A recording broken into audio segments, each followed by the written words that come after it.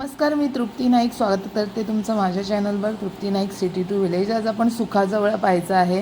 मासे नसतात पावसाळ्यामध्ये, बरेचदा जे आहे ते भरपूर पावसामुळे समुद्रामध्ये बोटी जात नाहीत आणि मासे नसतात, तर आपण सुखाजवळ हा छान ऑप्शन आहे।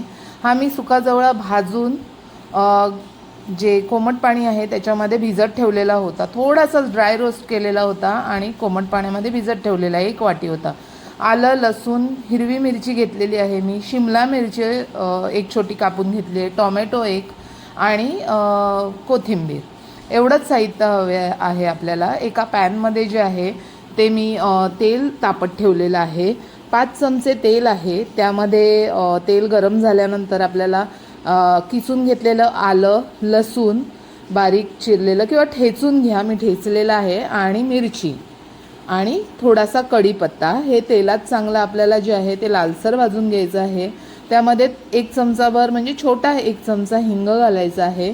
छान तेलामध्ये लालसर असं परतवल्यानंतर जेव्हा ह्याचा लाल असा कलर येतो त्यावेळेस आपल्याला 1 मोठा कांदा होता जो मी कापून घेतलेला होता चॉपरमध्ये, तर तो ह्याच्यामध्ये घातलेला आहे। तो व्यवस्थित परतवून घ्यायचा आहे। आपल्याला सगळी प्रोसिजर जी आहे ती मीडियम फ्लेमवरच करायची आहे। तर ह्याच्यामध्ये छान व्यवस्थित असं भाजल्यानंतर आपल्याला झाकण ठेवायचं आहे आणि अगदी 1 मिनिटाची वाफ द्यायची आहे त्याला।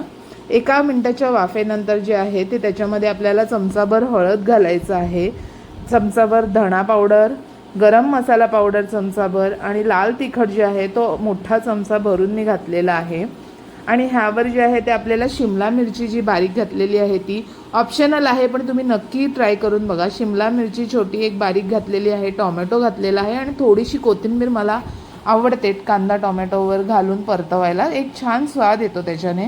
हा व्यवस्थित परतवून घेतल्यानंतर ह्याला पुन्हा झाकण ठेवायचं आहे आणि 3 मिनिटाची आपल्याला मीडियम फ्लेमवर वाफ द्यायची आहे। छान असं ह्याचं ऑइल रिलीज होतं। टोमॅटो व्यवस्थित शिजण्यासाठी ह्याच्यामध्ये थोडं मीठ घातलेलं आहे। सुखाजवळ्याला कसं थोडं मीठ असतं, तर जी सुकी मच्छी असते त्याला मीठ असतं, पण धुतल्यानंतर वगैरे त्याचं मिठाचं प्रमाण कमी होतं, त्यामुळे मीठ आपण बेताचं घालायचं आहे आणि व्यवस्थित झाकून पुन्हा आपल्याला 2 मिनिटाची वाफ घ्यायची आहे। जो सुखाजवळा आपण भिजत ठेवलेला होता कोमट पाण्यामध्ये तो आपल्याला गाळणीच्या साहाय्याने व्यवस्थित गाळून घ्यायचा आहे। संपूर्ण पाणी गाळून घेतल्यानंतर आपल्याला आता हा टोमॅटो कांदा जे आहे ते व्यवस्थित शिजलेला आहे, त्याचं स्वतःचं असं ऑइल रिलीज झालेलं आहे छान।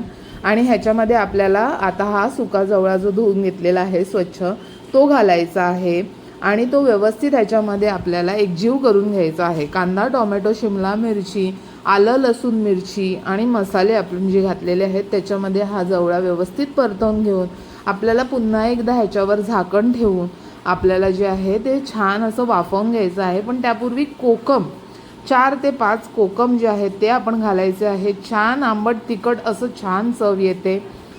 काही जण ह्याच्यामध्ये चिंच पण घालतात, पण जे आहे ते कोकमाने ह्याला छान अशी चव येते। तर कोकम घालून परतवून हा पुन्हा आपल्याला 3 मिनिटाची वाफ द्यायची आहे ह्याला झाकण ठेवून। 3 मिनिटानंतर जे आहे तो आपला जो जवळा आहे तो छान असा शिजलेला आहे, एक छान सुगंध येतो आपल्याला आणि आपल्याला कळतं आणि त्याचं जे टेक्स्चर आलेलं आहे त्यावरून समजतं। आता ह्याच्यावर सर्वात शेवट आपल्याला ओलं खोबरं घालायचं आहे।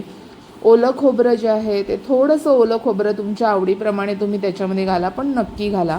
ओलं खोबरं घालायचं आहे आणि ते व्यवस्थित आपल्याला त्याच्यामध्ये परतवून घ्यायचं आहे आणि थोडीशी कोथिंबीर जी आहे ती आपल्याला ह्याच्यावर भुरभुरवून आपल्याला 1 मिनिटाचीच फक्त वाफ द्यायची आहे आणि आपला सुका जवळा रेडी आहे। भाकरीबरोबर, चपातीबरोबर अतिशय छान असा हा लागतो।